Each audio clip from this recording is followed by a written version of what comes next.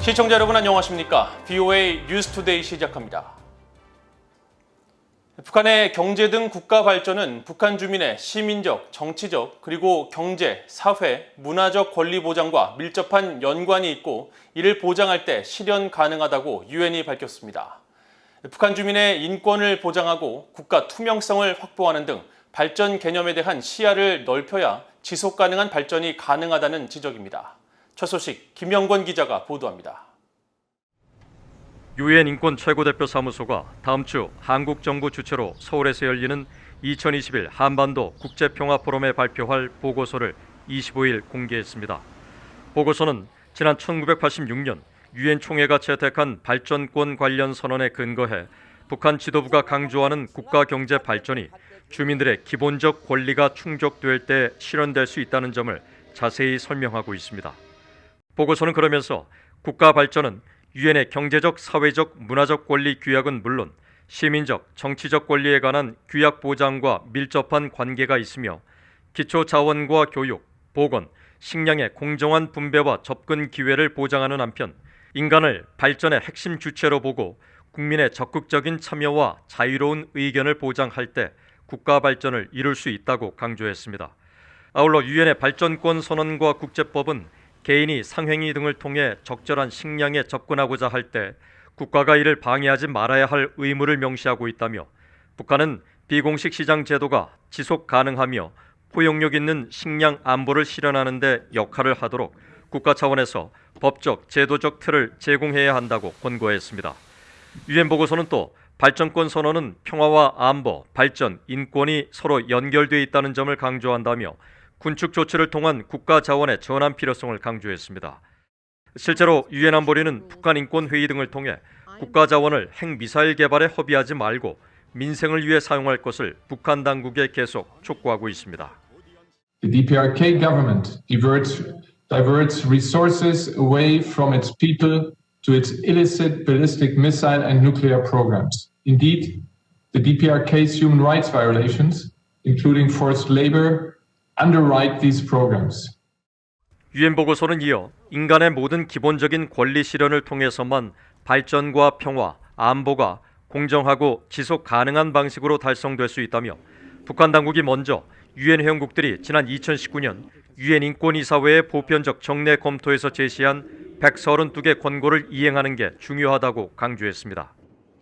또 북한 지도부가 이 권고를 이행해 검증 가능한 수준의 성과를 낸다면 신뢰와 확신이 쌓여 국제 공동체가 추진하는 평화와 안보, 외교에 긍정적 기여를 할 것이라고 밝혔습니다. VOA 뉴스 김영권입니다.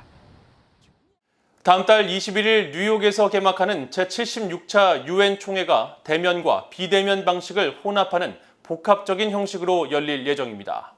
스테판 두자릭 유엔 대변인은 26일 다음 달에 열리는 유엔 총회가 신종 코로나 바이러스 감염증 대유행 사태로 사상 처음 화상회의로 대처된 지난해와 같은 형식으로 진행되느냐는 VOA의 질문에 이번 유엔 총회는 정상들이 대면 연설과 영상 연설을 하는 복합적인 하이브리드 방식이 될 것이라고 밝혔습니다.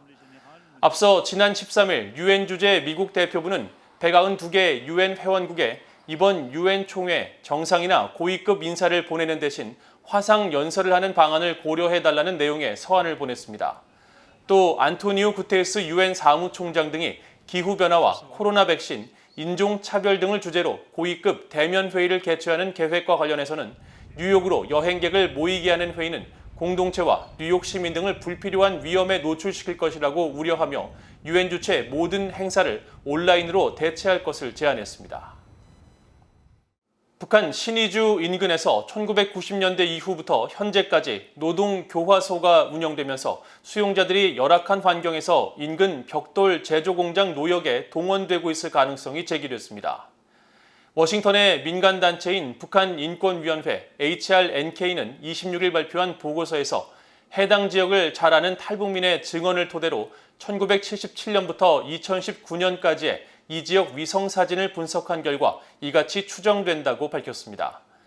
이 단체는 해당 시설이 경비 초소가 있고 공장 인근에 위치한 점 등 여느 교화소의 특징과 매우 유사하며 수용자들이 벽돌 제조 노역에 투입돼 학대와 영양실조, 과로, 열악한 작업 여건으로 인한 호흡기 합병증에 시달렸을 가능성이 있다고 주장했습니다. 그레그 스칼라튜 HRNK 사무총장은 26일 VOA에 그동안 알려지지 않은 교화소를 확인하는 일은 추후 북한의 반인도적 범죄에 대한 책임 추궁을 위해 중요할 뿐 아니라 수용소 수감자 등을 포함해 북한의 취약계층에 인도주의 지원이 전달되도록 하기 위해서도 매우 중요하다고 강조했습니다. 미국 하원 군사위원회 소속 각 소위원회가 2022 회계연도 국방수권법안을 확정했습니다. 이 법안에는 주한미군의 정보 수집 역량과 활동에 관한 구체적인 평가를 의회에 보고하도록 하는 조항이 포함되었습니다. 이조은 기자가 보도합니다. 미국 하원 군사위원회 소속의 7개 소위원회가 최근 새 회계연도 국방수권법안 심의를 마무리하고 그 내용을 25일 공개했습니다.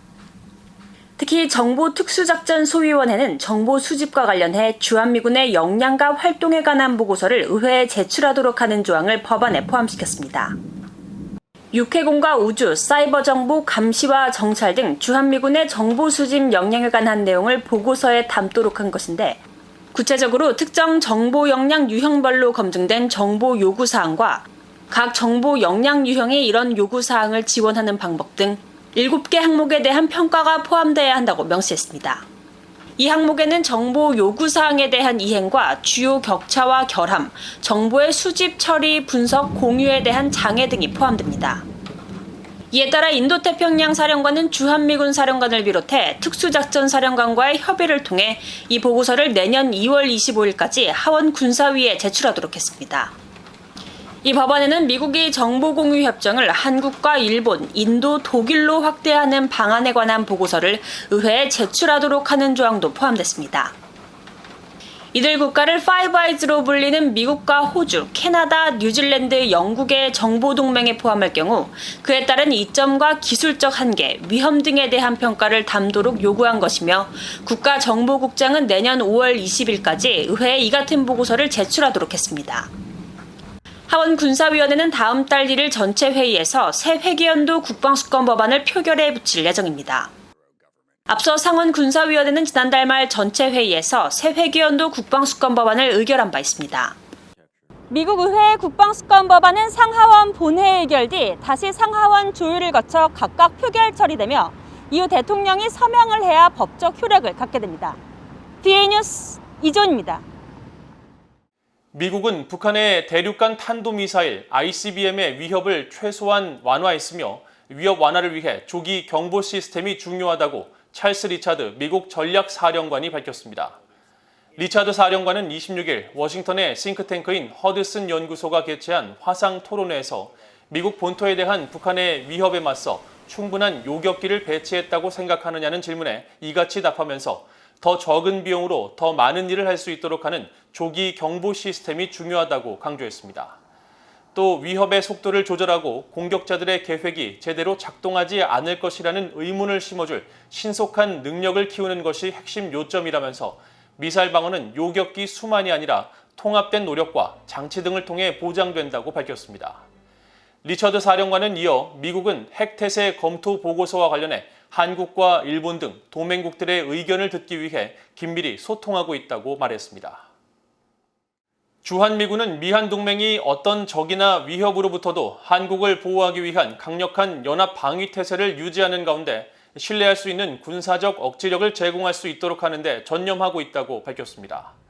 리 피터스 주한미군 대변인은 26일 규모가 축소돼 실시된 미한 연합훈련이 한반도 대비태세에 미치는 영향에 대한 VOA의 질문에 이같이 밝히고 미한 연합지휘소 훈련의 성공적 종료 여부와 북한의 특이 동향에 대해서는 연합사령부 방침에 따라 계획되거나 실시된 훈련과 정보 관련 사항에 대해 논평하지 않는다고 설명했습니다. 리 대변인은 이어 주한미군은 연계된 단체들의 80% 이상이 백신을 접종한 가운데 높은 수준의 준비 태세를 유지하고 있다며 코로나 백신 추가 접종, 이른바 부스터샷과 관련해서는 미국 국방부의 지침을 따를 것이라고 밝혔습니다. 이상으로 VOA 뉴스투데이를 모두 마칩니다. 시청해주신 여러분 고맙습니다.